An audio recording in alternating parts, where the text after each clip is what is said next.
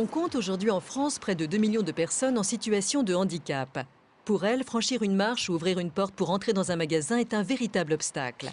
C'est pourquoi, dès 2015, les commerces de proximité en ville comme à la campagne devront s'adapter.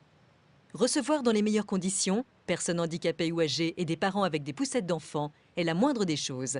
Dans ce magazine, vous allez découvrir comment certains commerçants ont déjà commencé à faciliter le quotidien de tous les consommateurs. Pour être autonome, Annick a besoin de son scooter électrique. Il lui permet de faire ses courses chez certains commerçants de son quartier. Ce magasin est très accessible. J'entre de plein pied. Je circule dans des allées très larges. Je peux aller me servir à tous les rayons. Ainsi, je peux faire mes courses sans aucune difficulté. Ce magasin n'est absolument pas conçu pour les handicapés. Il était très petit et pas du tout accessible pour qui que ce soit. Il y avait des marches partout. On a élargi les allées principales et on a comblé les marches avec des petites pentes douces. Dès la conception du magasin, on a travaillé l'accessibilité des handicapés et des poussettes pour les mamans. Aujourd'hui, effectuer des travaux pour rendre sa boutique facilement accessible reste encore rare. Par exemple, dans ce magasin de literie, l'aménagement n'a pas été conçu pour faciliter l'accès aux personnes à mobilité réduite.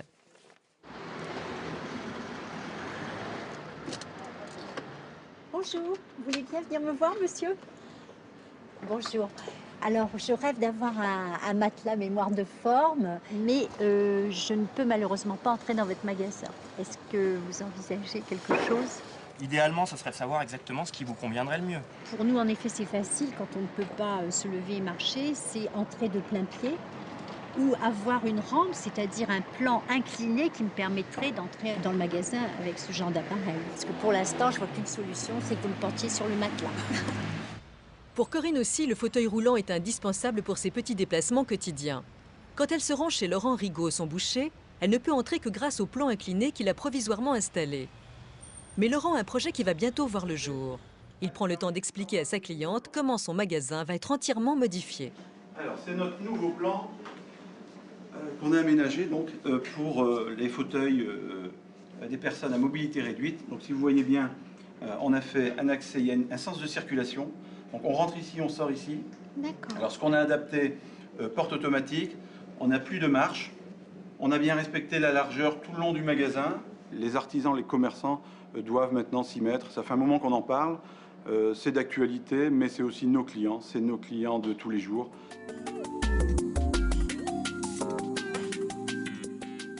Dans certaines zones rurales isolées, le seul magasin est bien souvent un point multiservice.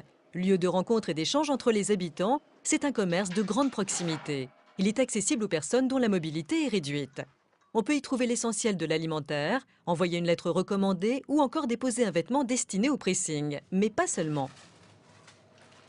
On a développé un nouveau service pour coller le plus possible aux besoins des gens, qui est le service de portage de repas à domicile pour les gens notamment qui ne peuvent plus se faire à manger chez eux. Bon appétit, bonne journée! Allez, au revoir. Ça nous donne vraiment la reconnaissance des gens, le sourire quand ils rentrent dans le magasin, et ça nous rend utile, et nous, ça nous donne le sourire aussi. Cette commerçante n'est pas à court d'idées pour faire plaisir à sa clientèle. Une fois par mois, elle organise un atelier cuisine. À chaque fois, une dizaine de personnes participent à cette initiative, histoire de partager ensemble le goût des bonnes choses. On apprend beaucoup de choses, on s'entend toutes, il y a une bonne ambiance. Le point multiservice est un concept qui se développe sur tout le territoire. On en compte aujourd'hui près de 250. Lorsque l'on parle de handicap, on a souvent tendance à penser aux personnes en fauteuil roulant. Pourtant, la cécité est un autre exemple d'infirmité qui pénalise dans la vie de tous les jours. Pour Jean-Christian, qui est non-voyant, faire ses courses n'est pas simple.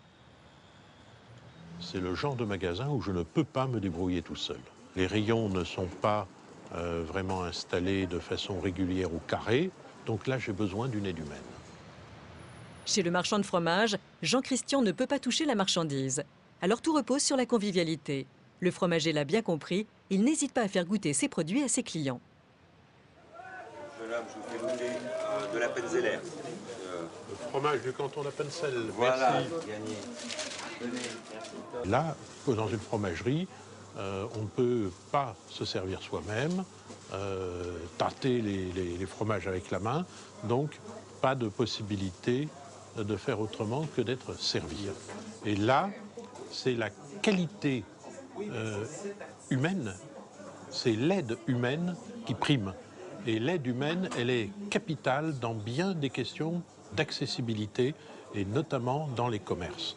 Bon, déjà, je suis commerçant. Ce que j'aime, c'est faire plaisir aux clients et que ce soit quelqu'un qui soit sur chaise roulante ou aveugle. Pour moi, c'est le même client. Moi, je suis obligé de... Ça me fait plaisir de lui faire découvrir des produits, des fromages, de la salaison. Voilà. Et je suis obligé de m'aménager pour qu'il puisse rentrer facilement et qu'il trouve un accueil facile. C'est surtout ça qu'il faut faire, voilà, c'est faire attention aux clients qu'on a. Aménager les magasins en améliorant l'accueil de tous les publics reste un objectif à atteindre pour les commerces de proximité.